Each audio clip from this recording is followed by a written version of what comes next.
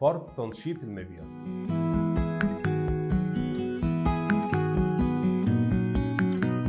فرط تنشيط المبيض معناه ان المبيض بيخرج عدد من البويضات كتيرة بتكون اكبر من المتوقع واكبر من المرغوب في اثناء فترة التنشيط،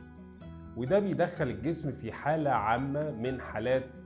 زيادة السوائل اللي موجودة في البطن وزيادة السوائل اللي موجودة خارج الأماكن الطبيعية بتاعتها. فرط تنشيط المبيض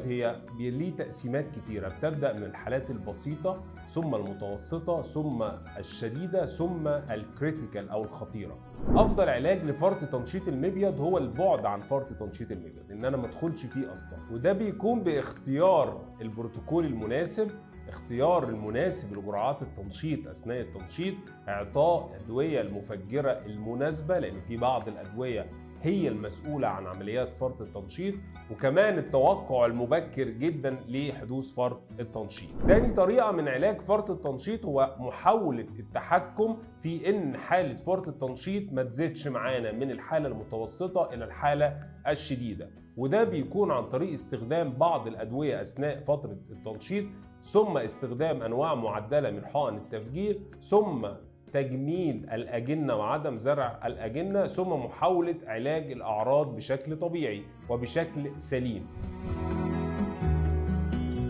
فرط التنشيط في الحالات الخطيرة ممكن يؤدي إلى دخول الرعاية المركزة لا قدر الله، ممكن يؤدي في بعض الأحوال بحياة السيدة، علشان كده هو حاجة مهمة لازم نكون منتبهين ليها جدا، ولازم ما نتهاونش في علاجها، ولازم ما نستسهلش موضوعات فرط التنشيط، ولازم نكون حريصين طول الوقت ان احنا نبقى متوسطين، لا الى فرط تنشيط ولا الى ضعف تبويض، وبالتالي نبوظ على هؤلاء السيدات عمليات الحقن المجهري بتاعتهم.